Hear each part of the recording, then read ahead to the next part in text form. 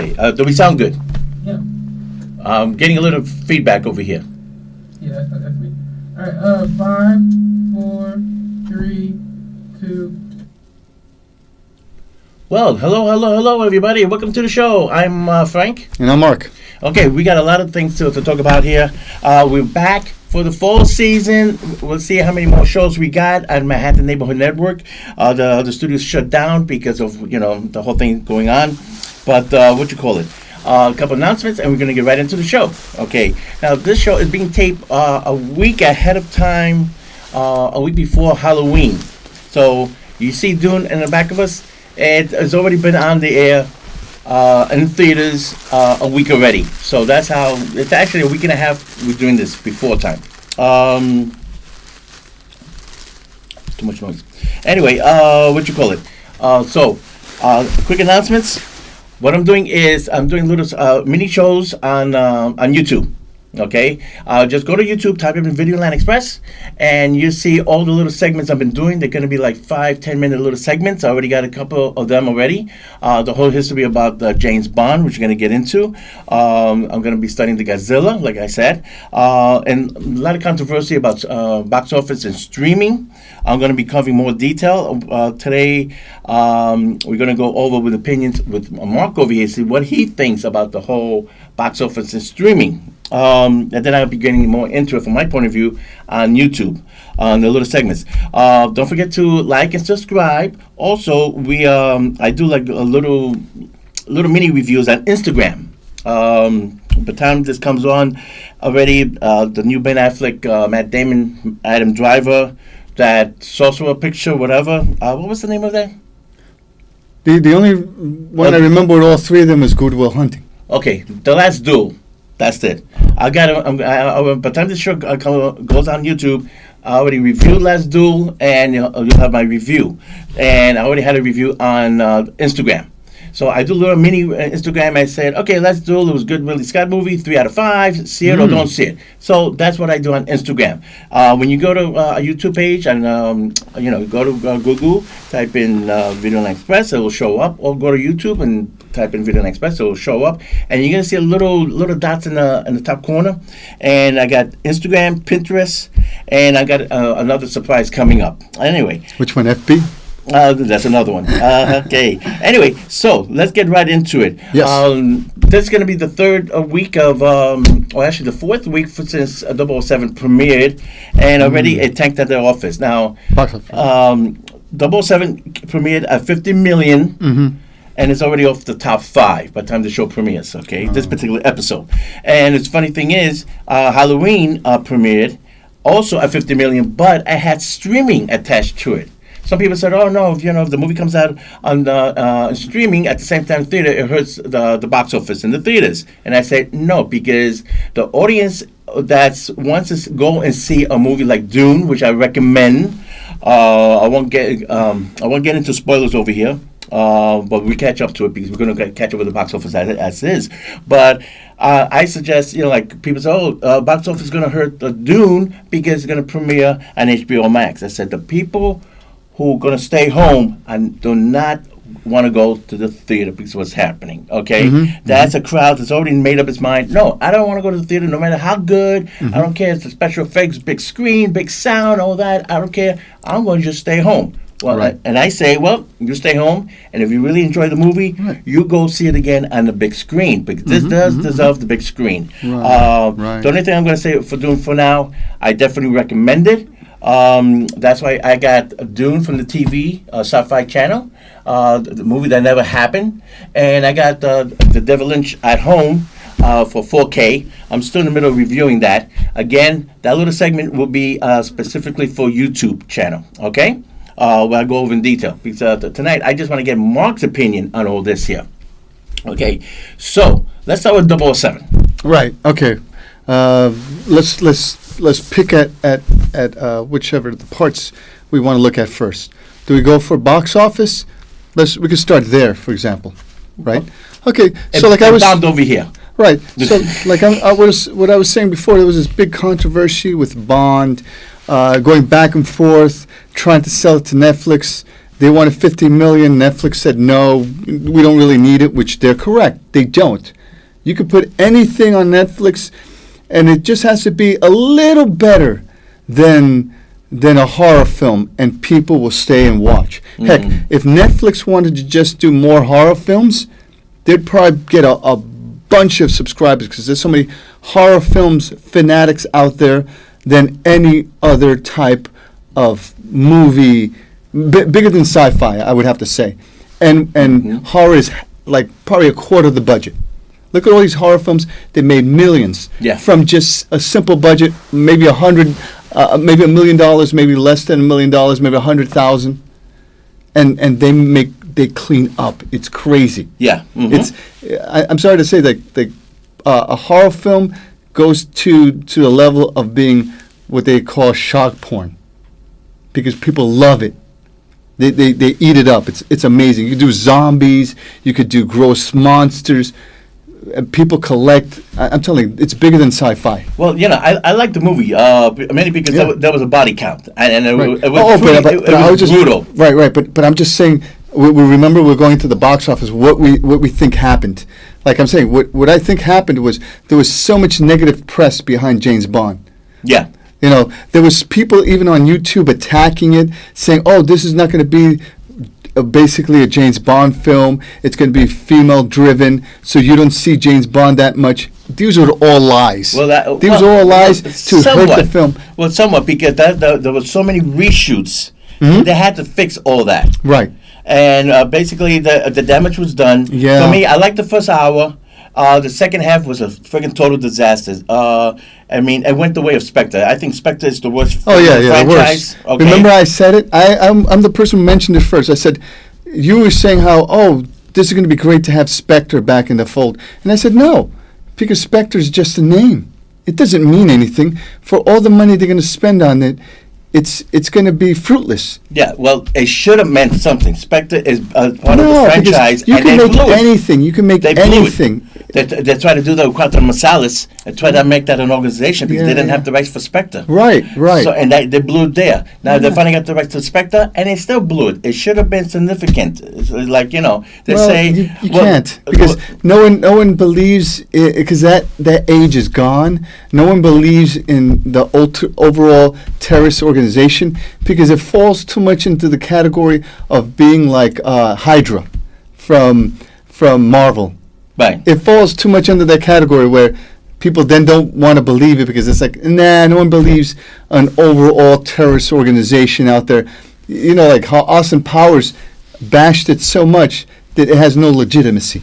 You I'm not sure if you understand what I'm saying. Yeah, I understand what you're saying, but the hardcore fans wanted Spectre. Yeah, they wanted it, but and they didn't get it. The majority of the fans don't see Spectre as something viable, because look at the United States. The United States can crush almost any terrorist organization out there, right? So the majority of the world is united, so there's no real such a thing as an overall encompassing terrorist organization. Well, there's no Cobra, there's no Hydra, there's none of that stuff. So people put it in the realm of fantasy, and then when you try to put it back in the movie, it's like look at like I said, Spectre. When it came out, it was so silly when the main actor Blofeld was like, all those bad things that happened to you, I did it. It was me. And then he did the same thing in the new movie. I did that to you. And I was like laughing. I was like, this sounds so silly. They wouldn't let that go. Yeah, it was so silly. It just sounded so childish and immature and naive. The thing with Spectre, right? The whole thing was an organization that James Bond has to beat. Now, and if you want to keep it real, James Bond doesn't exist. Right. Okay, it's fantasy level for entertainment purposes.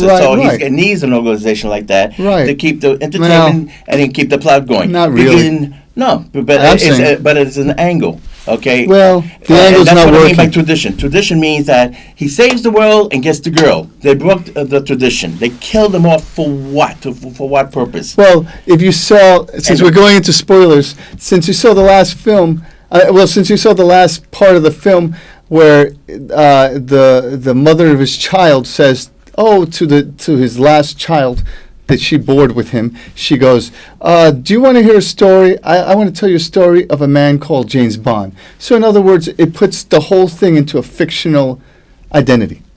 So it's like, so this whole thing's just fiction. Right, but bad fiction. Yeah, but it's sort of like they what is they say, they take down the third wall, or what's that saying? They break down the they break down the fourth wall. Right. Okay, they break down the fourth wall by saying, I want to tell you a story of a man called James Bond. And I thought it was so funny that he didn't even want to acknowledge to his daughter that he was her father. I guess because he was going to die or something. The script made no sense a lot of times. Hey, man. And also, let's not forget, he wanted out anyway. You know, he wanted, like Harrison Ford. You kill my character. I don't want to continue. Well, he was getting too old, I guess. Yeah, but he was getting too old. Retired. Like he said, you don't have to kill the character. Just retire. That's it would have been good, but they wanted to kill the character off, to bring a new character, to continue the fantasy world of James Bond. But they put it, not because of that nonsense, they put it more nodding to the audience, or winking to the audience. Yeah, this is all fantasy. This was all make-believe. Well, there's no such thing as James Bond. There was no such thing as Spectre. This is all like a story told to you. Right, but the thing that pissed me off at the very, very end after the credits, James Bond will be back. You just killed off James Bond, then you're telling us that he's coming back. Well, it's a story. The woman just said, "You want to hear the story of James Bond?" No. In other words, it's a story. And they're talking about the new people, the replacement. They were talking about what do you call that? Tom Hardy replacement, but no, he's not good. They were talking about Idris Elba, but he's too old. And then the best one I heard was Henry Cavill. That's the one that everybody wants. Yeah, he's the best, because the thing about James Bond is you're playing. It's not so much the action, but it's the man you're playing. Look at Sean Connery. He knew how to play James Bond because he was given direction. He was given courses almost on how to play a sophisticated spy. Like, nothing bothers me. I don't care. Who cares? I have to do anything I have to do to complete the mission. Sort of like a Bruce Wayne type. Right. Mm-hmm. So Henry Cavill is going to be great because you're going to see a guy who's going to be like Bruce Wayne playing James Bond. Mm-hmm. So he's going to be awesome. Okay. That's my 2 cents. Okay. So, what do you think about when a movie comes out compared to streaming? Well, like I was hearing, it doesn't work. It works, but the thing is, if you give it bad press, you're going to poison the box office. And the funniest thing I heard is like a lot of people who are in movies, editing, sound effects, they say, they talk about high quality THD and high sound. And the editors will say, meanwhile, that's all fake. Mm-hmm. It's all fake. A guy getting hit is celery getting smashed against the floor. Right. Bags, a pound of sand. None of that stuff you see on the screen is real, as far as the sound goes. Right. It's all fake sound. So I love it when the editors and sound technicians say, so you're paying all this money to go to a theater to hear fake sound over like these Dolby stereos. You're hearing people in a sound stage like ourselves doing fake sounds for something they're looking at. So in other words, they're dubbing. Right. I mean, especially when a lot of YouTubers are doing like 4K reviews, which I think is hysterical. Said, "Oh man, the sound is great when you put it over your speakers." But because I worked in a recording studio, and 80% is overdubbed. Yeah, it's dubbed. It's all fake sound. Guns are magnified. Grenades are magnified. Things that you normally would hear and see don't sound that loud. Right. Yeah, it's over. Silencers are put to the point where you only hear, but in real life you would hear a bigger snap, like at least like a firecracker. Right, and in the meantime, bullets from a gun sound like boom, boom, boom, boom. Yeah. Right, but in the movies you go bang, kaboom. Right. So, and then also with as far as the visuals, because I work with different visual programs. And the thing is, like Dune is all green screen, but the magic of Dune is you get into the story, you get into the characters. Right. Okay, So if you get into the story, you forget about the green screen, you forget about the special effects and the sound. It becomes like theater in the round.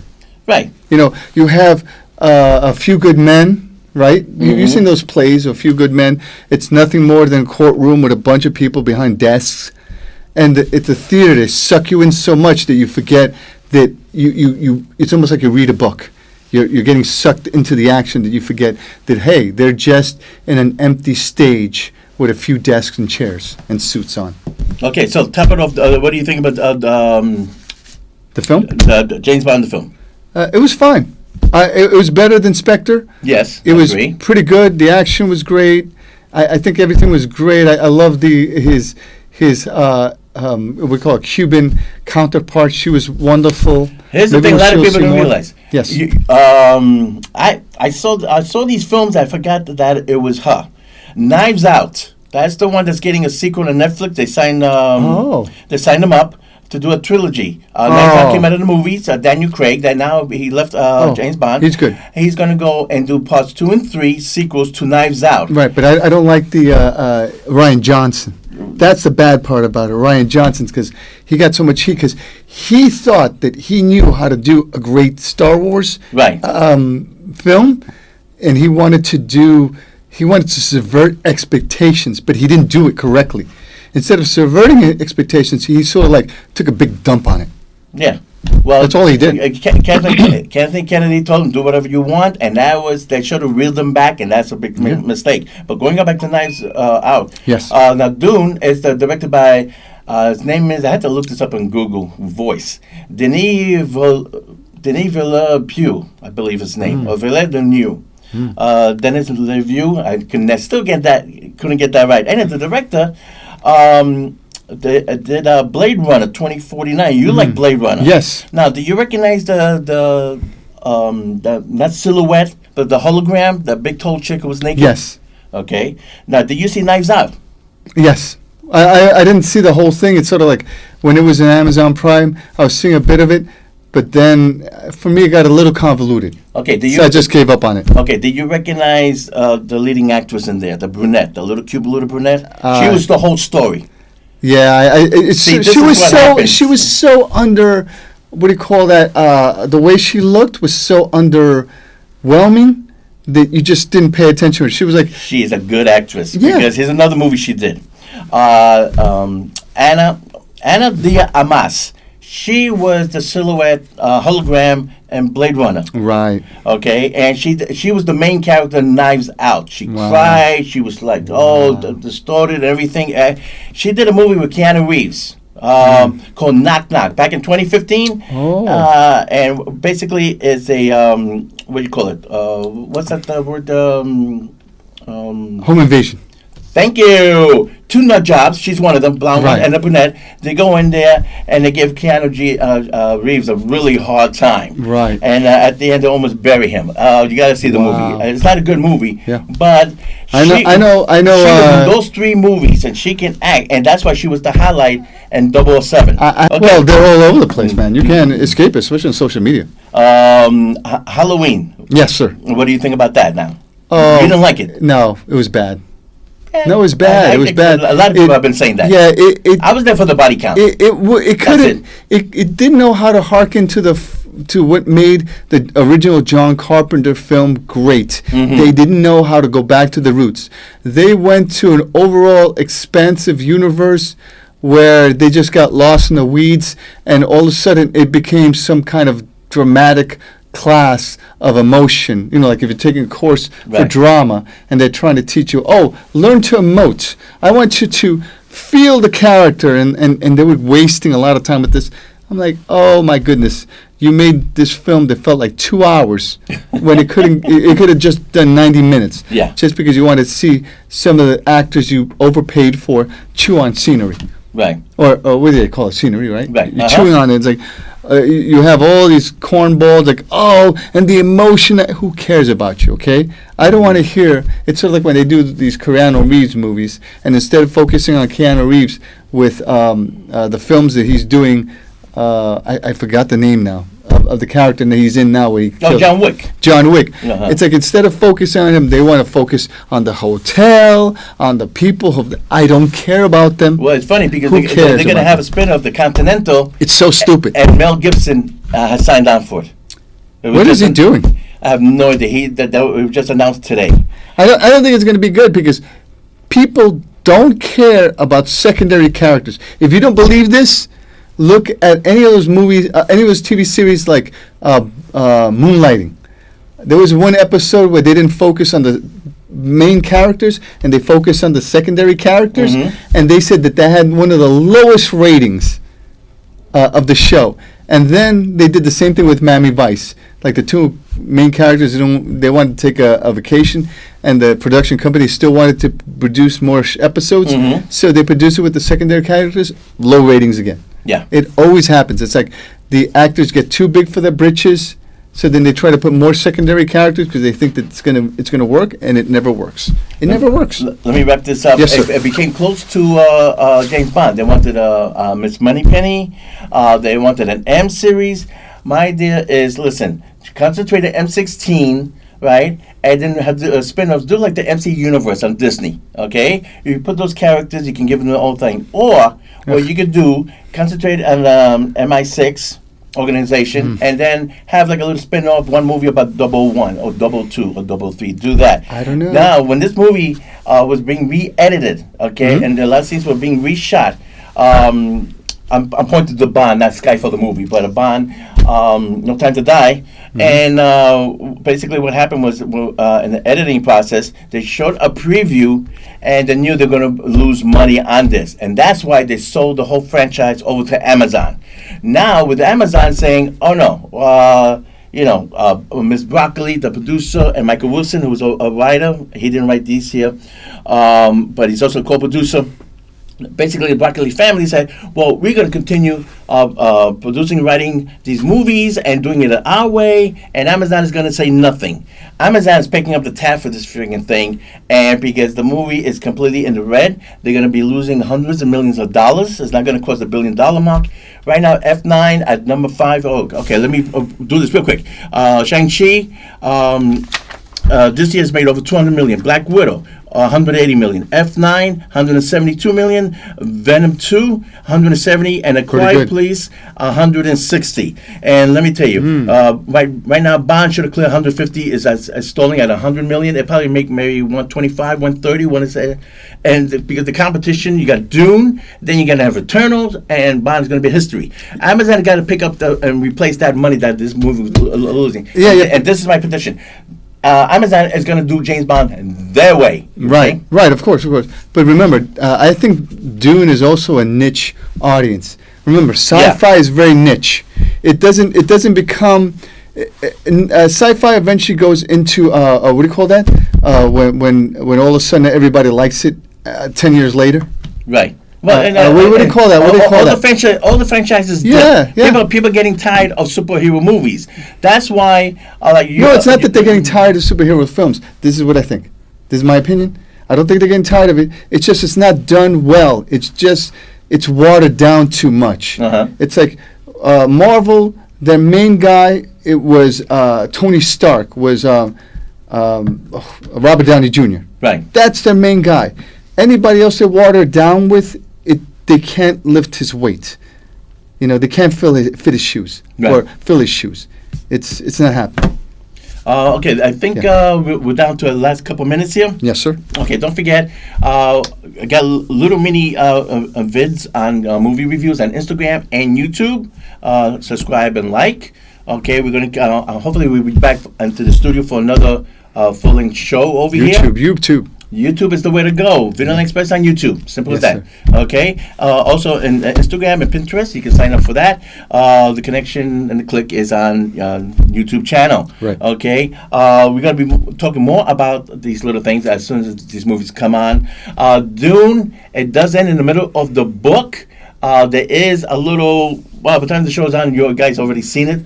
The thing is, they give you this little hint at the very end of the movie. And it has to do with the sandworms. And my hairs went up. It's like, ghost pimples, I definitely recommend Dune because this deserves the sequel. Another dumb mistake by the studios. They expect you to spend $20 and 2.5 hours of your life watching this, and they're not promising a sequel. Bad marketing, and that's why HBO is showing it over there. That way, it can expand the audience. Don't spend $20, 2.5 hours of your life. Spread it over 2 nights or 3 nights, an hour here, an hour there, so you can absorb all the characters and all the stories. So you're not saying one and done. I recommend this. I'm looking forward to part 2. It should be. I'm saying one and done. Boom. For me. Well, you're not looking forward to it, I guess. No, I would love to see it. I'd love to see it, but I would hate to see them watering it down and just trying to expand it for the choice of just being able to expand it to 2 hours and a half. You know, he goes into detail. There's one detail I can tell you that's not on just the Sci-Fi Channel, the movie that never got made by another French artist, and I will be reviewing on my YouTube channel my own specific little thing about the 4K version of a David Lynch version of Dune, released in 1984. Yep. With this here, there are certain scenes, and it's none of the remakes, redones, whatever version you're going to see. There is points, like there's a scene where Paul, the son, gets a needle in his neck. That's repeated through all the different versions. But this Dune, you get to see the factory of how they produce the spice. They grab it from the desert, and you see the actual plant / factory, how they make the spice and how they convert it so they can universe can use it. That's in the book, and it's not in any other version. And people say, well, that's kind of like, no, it's interesting because that little plot point is going to be really be needed for the second half of the movie. So he took his time spreading it out so you get to know the other characters, and you get to know all the politics that's going on, whether everybody's backstabbing each other, betraying each other. This family, that family, has the Freeman and the Hanekins, they hate each other. The whole thing about the treatise, why the plan is so important, and he goes into details. Some people say, well, is all the details necessary?